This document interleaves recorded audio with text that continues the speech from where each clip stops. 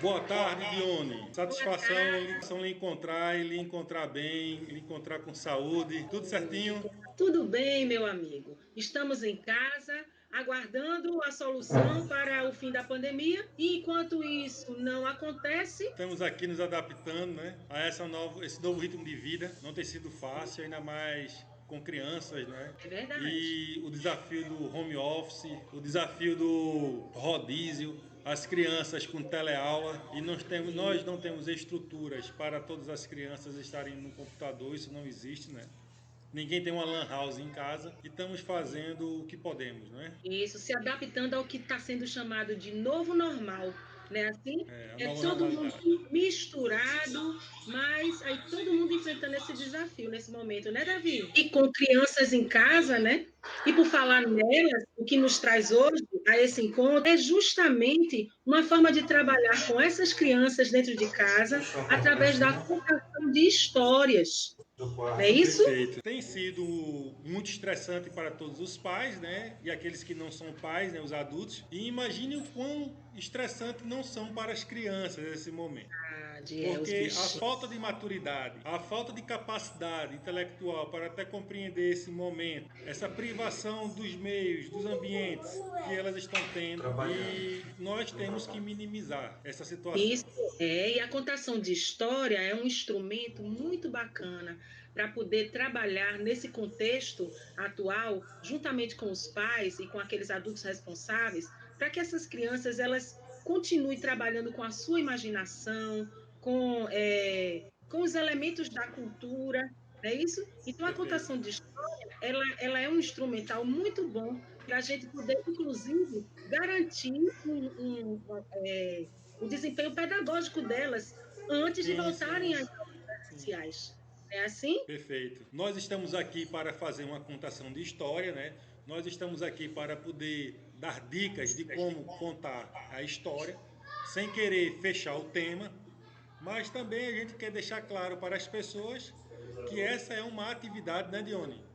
Do nosso curso Exatamente. superior de licenciatura em pedagogia, né, da Uninter, Isso. onde eu e Dione lá somos alunos, apesar de já sermos profissionais da área de educação, e nós estamos aí para exercer a atividade do estágio supervisionado em educação infantil, a área de conhecimento infantil 4. Fala, Exato. Dione. Isso. E é justamente o objeto de estudo essa contação de histórias em tempo de pandemia. Dione, então deixando claro para as pessoas que nós estamos, antes de contar a história, antes de mostrar as dicas, nós temos que mostrar qual o propósito, né? Qual é o nosso Isso. objetivo. Como a gente trabalhou bem, você fala muito bem sobre as competências da BNCC e dos pressupostos teóricos que estão por trás de uma contação de história. Que as pessoas que estão em casa, que não tiveram a formação, não têm ou não sabem esse alcance, não é? Essas informações técnicas, né, que nós, como estudantes da faculdade de pedagogia, temos, né, o acesso a esses profissionais, a esses teóricos da educação que subsidiam, que dão um embasamento para a formação das nossas crianças dentro do ambiente escolar, não é isso, Davi? Perfeito. Então, nós temos 4 conteúdos que nós queremos trabalhar. É o conteúdo da escuta, a fala, o pensamento e a imaginação. Esses 4 conteúdos, Dione, Sim, você sabe muito bem, a gente já discutiu muito sobre eles. Nós queremos desenvolver esses conteúdos na criança durante essa atividade da contação de história, a escuta. Para a criança escutar bem, eu, enquanto o adulto que vou contar a história, não necessariamente essa história precisa ser contada com um adulto, pode ser um adolescente, e muitas vezes até, Dione, entre as crianças, existe uma criança que ela se destaca como líder do grupo, ele pode ser essa pessoa que venha contar a história. Mas para que o ouvinte escute bem, ele necessita falar bem. Ele necessita conhecer as palavras, conhecer o vocabulário, para que a criança escute. Quando essa criança escuta bem, ela consegue reproduzir através da oralidade com a sua fala. Dione, eu queria que sim, meu. você falasse um pouco sobre a questão da competência geral da Base Curricular Nacional. Tá joia, falo sim. Então, veja bem, gente, existem competências gerais da Base Nacional Curricular Comum. Para nós que somos técnicos, que somos profissionais da educação, isso é um documento que é base para que a gente possa desenvolver esse trabalho. E assim, para uma pessoa que é leiga, a competência geral da Base Nacional Curricular Comum são documentos que são produzidos pelo MEC e que ele visa garantir um mínimo para aquele cidadão, para o cidadão brasileiro. Então, falando sobre a competência que nós elegimos para embasar o nosso trabalho, nós temos aquela competência que diz o seguinte: valorizar a diversidade de saberes e vivências É, e apropriar-se de conhecimentos e experiências que lhe possibilitem entender as relações próprias do mundo, do trabalho, e também fazer escolhas alinhadas ao exercício da cidadania e ao seu projeto de vida, com liberdade, autonomia, consciência crítica e responsabilidade. Essa é a competência geral na qual nós nos embasamos para fazer o nosso trabalho. Ok, é isso Davi? aí. E os objetivos, né? A gente quer, com os objetivos da leitura do livro, sim, Dione. Sim, que O livro que nós iremos trabalhar é A Coruja e o Caburé. O autor é perfeito. Antônio Manuel da Silva Filho. As ilustrações é de Gustavo Andrade. Um livro muito bom, Dione, porque toda essa questão que a gente está vendo hoje, dessa incerteza com relação do Covid-19, a gente consegue fazer uma analogia com a história da coruja e o caburé. Porque trata-se de uma mãe caburé que está à beira da morte, que procura a mestra coruja e solicita que ela cuide de seu filho, que ela cuide de sua criança, que ela está para morrer. E não é que a mulher morre de imediato, a caburé morre após o pedido. Enfim, então fica aí no ar. Ela morreu de quê, hein? Será que foi o coronavírus que matou ela? Então isso a Nossa. gente jogando para as crianças ficam alertas, elas ficam pensando, né? Caramba, o que aconteceu? E o Antônio Manuel Filho, a história dele é muito boa, é uma história que ela se aplica muito na nossa realidade, contexto cultural, e ele foi muito feliz com isso. E utilizando o livro da Coruja e o Caburé, nós temos uns objetivos, né? Que é demonstrar empatia pelos outros. A coruja, você percebe que ela precisa ter uma empatia com a caburé. São Espécies tipos de de corujas, são corujas diferentes, não são da mesma raça. Então tem uma questão até, né, que você vai ver com a história, que a coruja, e por acaso o caburé aprende, e enquanto a mãe ao leite morrendo, ela diz, eu conheci um caburé sábio certa vez. Então Ou tem seja, toda essa, superar preconceitos, ela né? quebra preconceito, não é? Isso. Ela tem o mocó que aparece ali. O mocó é aquele que escuta uma conversa e se mete, né? Muitas Não. vezes. Isso acontece em nossa vida. Às vezes estamos tratando do assunto com uma pessoa, alguém que não tem nada a ver se mete na conversa e, através de um constrangimento, nos obriga a seguir numa tomada de decisão ou não. Então Sim. o mocó está lá, né, provocando a coruja para não abandonar o caburé, mas a coruja ela não precisa ser movida pelo constrangimento, ela tem que ser movida pela necessidade, né? Ela tem que entender qual é o papel dela e assumir esse papel junto à sua sociedade e, no caso da sociedade da história, e apoiar o filhote da caburé, né? Não deixar ele porque abandonar uma criança, né? Ela vai padecer.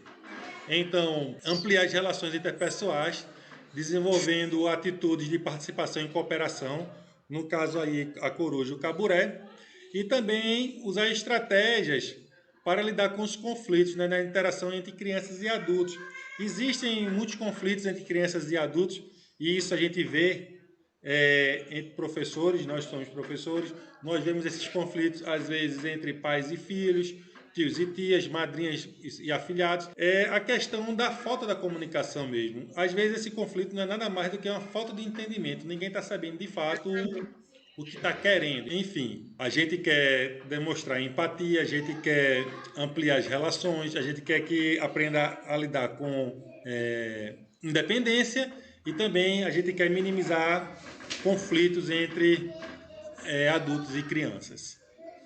Isso. contação de história é A bem contação de propícia história. para isso, porque é dentro desse mundo da imaginação que vai trabalhando todas essas questões, né? Essas Certo. questões de ele vai ter que traçar estratégias para poder resolver situações, para resolver conflitos, né? No caso da história, desculpe, no caso da história aqui, eu vou ler a história ipsiliteris, né? Eu vou ler ela como é.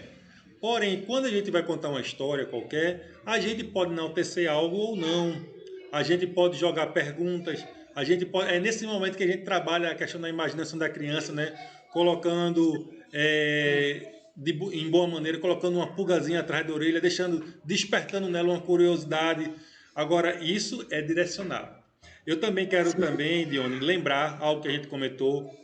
A gente acompanha aí nas redes sociais pais, tios, né, irmãos mais velhos, fazendo trote com crianças na idade infantil, crianças de 2, 3, 4, 5 anos, até um pouco mais velha, que elas não têm maturidade para entender aquilo. Você quer criar laços com os seus, laços de confiança, laços de amor, né? Laços como é que eu posso falar, Deon? Está na ponta da língua. segurança, Laços de segurança, ou você quer deixar ela uma pessoa instável que não pode confiar em ninguém, porque a pessoa que ela mais confiava foi aquela que faltou confiança com ela. Então, eu peço a vocês, transtornos não de, psicológicos, justamente, emocionais. não dê trote em criança, não faça ela ter desconfiança de você, seja correto com as crianças, faça elas acreditarem no mundo. Não é deixar uma criança boba, dizer, ali não tem perigo, ali tem perigo sim, mas não faça ela pensar que isso pode sair de você. Porque quando a criança perde a confiança nos seus, ela vai confiar mais em quem? Né? Então evitem dar trote em criança, dar susto descabido, criar situações que isso não é correto. Constrangedoras, perfeito. Isso não é correto, né? O que é que você quer com isso? Então deixa aí para os pais, né, e adultos pensarem sobre essa questão. Dione, Amem as suas crianças, né? ame suas Assim? crianças. A criança Isso. ela só quer o amor, né, Dione? Exatamente.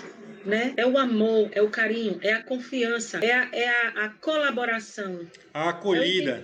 a acolhida. Tudo isso somado vai fazer com que essa criança, no futuro, seja um adulto mais responsável. Cria um lastro emocional nela. Você gostaria de citar os teóricos dos nossos pressupostos? Sim, a gente tem esse hábito de contar histórias para a criança, sobretudo a criança na fase de muito pequena, mas isso já é um elemento da cultura humana.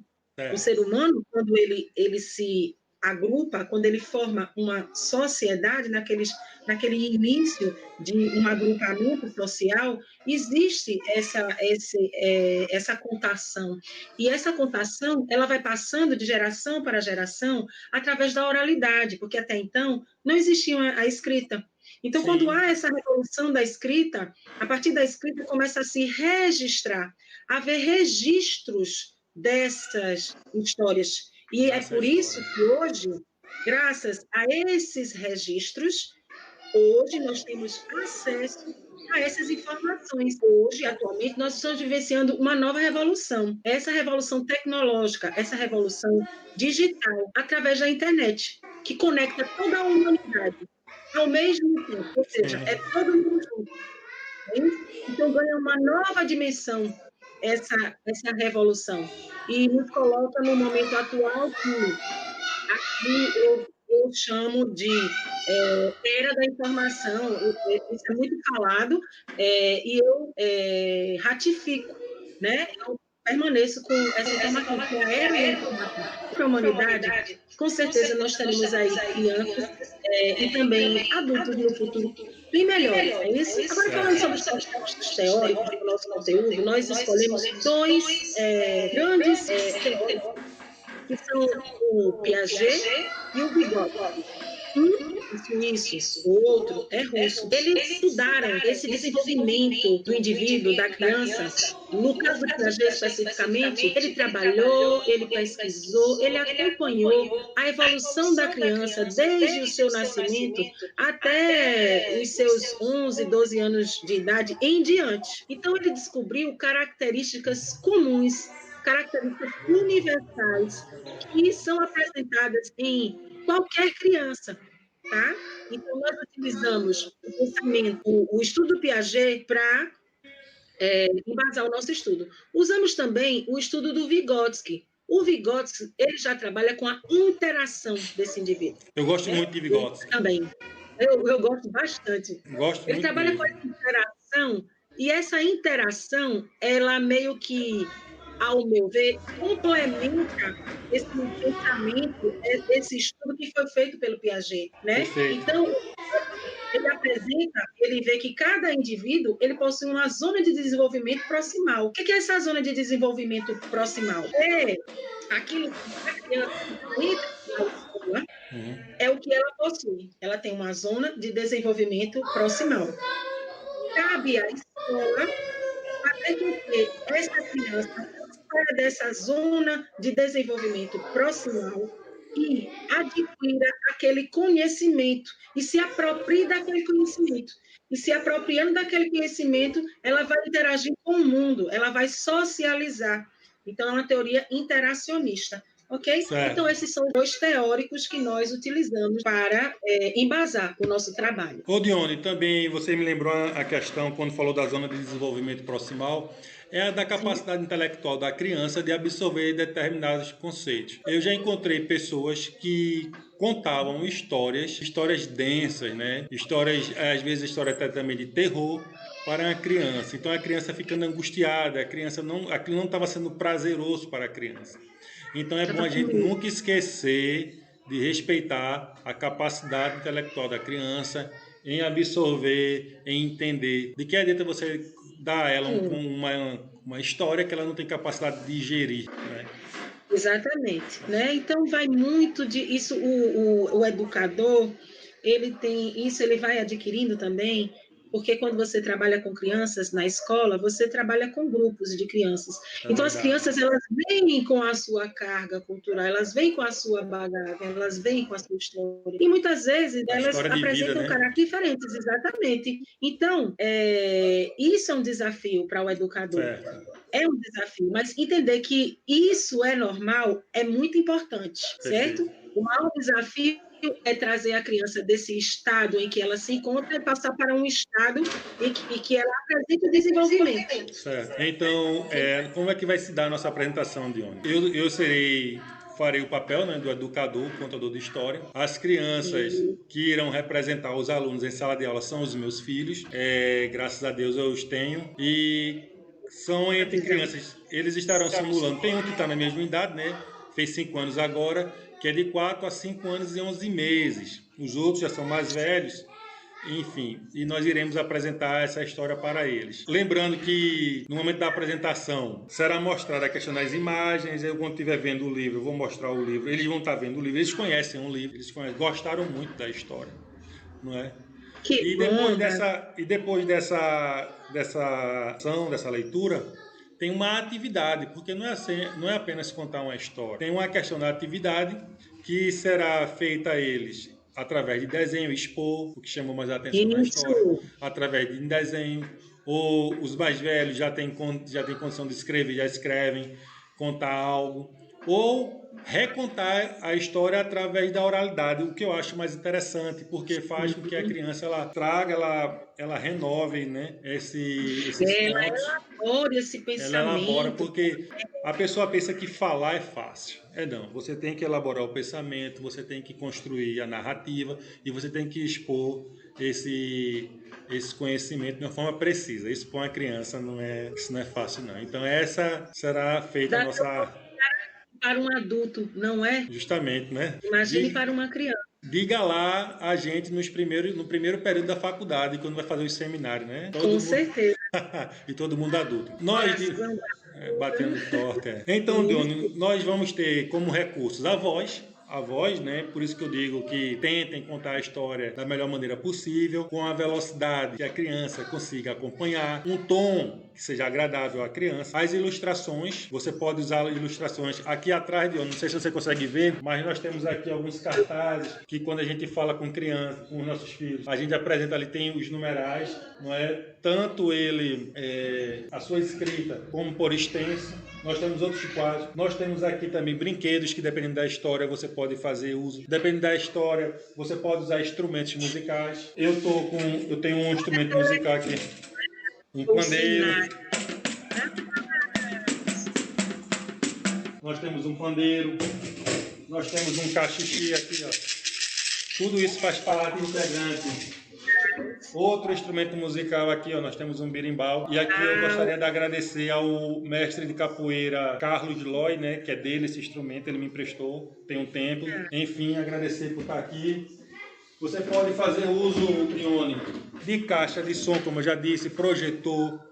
Agora, o que são esses recursos para a contação de história? Se alguém pensar que esses recursos para a contação de história é a pedra fundamental que sem ele a história não sai, engana-se. Esses recursos, Dione, ele nada mais é do que uma âncora para fazer um gancho emocional entre a história e esse momento que está sendo vivenciado. A gente tem que tornar essa história muito mais atrativa do que já é. A gente tem que tornar essa história algo muito mais significativo para a criança. Esses recursos que nós iremos utilizar são recursos que vão criar ganchos emocionais entre a história e o momento que está sendo vivenciado. Porque eu acho que não há momento melhor para contar uma história do que a mãe que coloca o filho para dormir. O filho está ali deitado, muitas vezes no ombro do pai, o pai fazendo um cafuné, um carinho na cabeça da criança. A criança dorme 5 segundos, está entendendo? Se sente segura, protegida, amada. Os pontos que nós também queremos deixar claro, que esse é o nosso propósito também. Isso. É isso aí, Davi, né? E agora a gente vai passar para a nossa contação de história propriamente dita, não é isso? Sim, e outra coisa, lembrando que nós temos referências bibliográficas, né? É verdade. Vamos lá? A gente tem a Base Nacional Comum, que dá as nossas regras. Nós temos o livro de Maquialine Oliveira, os seis estudos de psicologia de Piaget e o livro do Antônio Manuel, A Coruja e o Caburé. Isso. Esse aqui eu indico, viu? Muito bom livro. O Antônio Manuel e o Gustavo Andrade são pernambucanos. Estão de parabéns, viu? E que Deus abençoe eles, que esse aqui seja o primeiro de muitos livros que ele vai contar. Quem está aqui de lado, Dione, são meus filhos, certo? Os caburezinhos estão aqui. Senta, menino. Senta. Então, são eles que vão fazer a representação dos alunos em sala de aula e eu irei representar o educador em sala de aula. O livro, crianças, são A Coruja e o Caburé. Calma, rapaz. Você sabe, mas vamos fazer. Nós estamos simulando a sala de aula. O autor é Antônio Manuel da Silva e o ilustrador é Gustavo Andrade. Uma mãe caburé, muito doente e à beira da morte, procurou a sábia coruja para pedir-lhe que lhe educasse seu filho, o pequeno caburé. Era tarde da noite e a coruja parecia estar pensando sobre algo muito importante. Seus olhos, fixos no horizonte, são despertados de repente. E, na medida que vai lendo, vai apresentando as gravuras para as crianças, né? Para que elas possam fazer o gancho entre a leitura e a imagem. Mestra coruja, sábia coruja, quem vem lá? Sou eu, a mãe caburé, e não quero incomodar. Vim pedir um grande favor. Fale logo, não tenho a noite toda. Ajude-me, mestra coruja. Estou muito doente, muito fraca. Preciso que a senhora eduque meu filho, que eu ensine na ciência e na sabedoria. Ah, mãe caburé, não posso. Por que não pode? Caburé não é coruja, então não vai aprender. Como é que vou ensinar a quem não consegue entender? Quantas vezes eu já ouvi sala de aula, hein? Meu Deus do céu. Oh, Aí a mãe Caburé retruca, viu? Ela diz: podemos sim aprender. Eu já isso. conheci um sábio Caburé. Aí a mãe Coruja: Caburé, Caburé, mãe Caburé. Silêncio, né? Aquele silêncio toma conta Do do ambiente. ambiente, né? Um mocó, um mocó, um mocozinho aqui, que Ai, que é um roedor da bonitinho. caatinga brasileira. Um mocó que escutava a conversa entre as duas, de repente apareceu para a coruja. Coitada! A mãe Caburé se foi. Perdão me intrometer, mas ela disse a verdade. Ela estava sofrendo muito e veio pedir ajuda. A senhora, além de mestra, é sábia, dona Coruja, e com certeza vai ajudar. Ora, tolo Mocó, para me ensinar e orientar algo. O Mocó continua, viu? Não custa nada tentar, respondeu logo o Mocó. O coitado não tem mãe, como vai aprender só? A coruja passou a noite pensando, matutando, estudando. O pequeno Caburé estava só. Era melhor tentar do que mais tarde se lamentar. E depois das palavras do Mocó, a coruja foi ao ninho do pequeno Caburé que estava triste e sozinho. Deu-lhe comida, cantou para ele, limpou sua morada. Logo, o Caburezinho se afeiçoou a ela e se acostumou com a sua nova mãe. Passou o tempo e o Caboré cresceu. Chegou a hora de aprender. Como só uma coruja saberia aprender, e ela só. E ele era só um Caboré. Não, tem. Ah, mas quanta dificuldade na lição.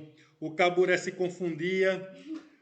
A mestra coruja perguntava: aluno Caburé, diga-me, quem foi Napoleão? Um gordo e bonachão.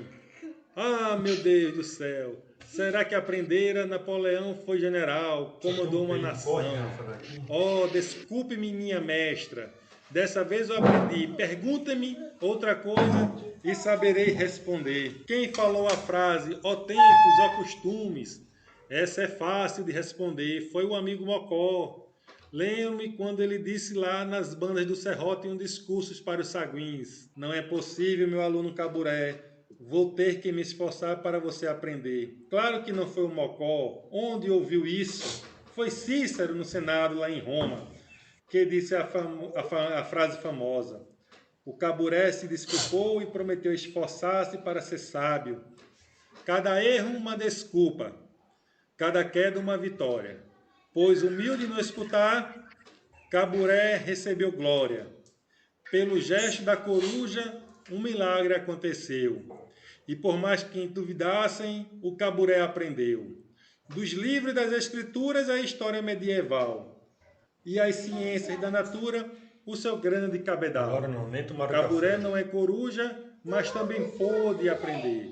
Com esforço e persistência, acabou por entender. E assim ficou provado para a coruja espantar que paciência e sacrifício levam a alto lugar. Todos podem aprender muito ou pouco, é verdade, mas ninguém vai saber nada se não tiver humildade. E aí finaliza a história, novamente aqui, do nosso amigo, né? Porque todo aquele que trabalha em prol da educação, eu considero ele como amigo, o nosso amigo Antônio Manuel e Gustavo Andrade, que Deus os abençoe e que eles se emocionem cada vez mais, se inspire para novos Traz os livros, né? meninos também. Mostra os meninos. Os caburé estão aqui, tudinho aqui, Os são tímidos. caburezinhos, né? Ó, dando tchau. O outro Oh, correu já. ah, É isso, Dione, é isso. Davi. Que bom, né?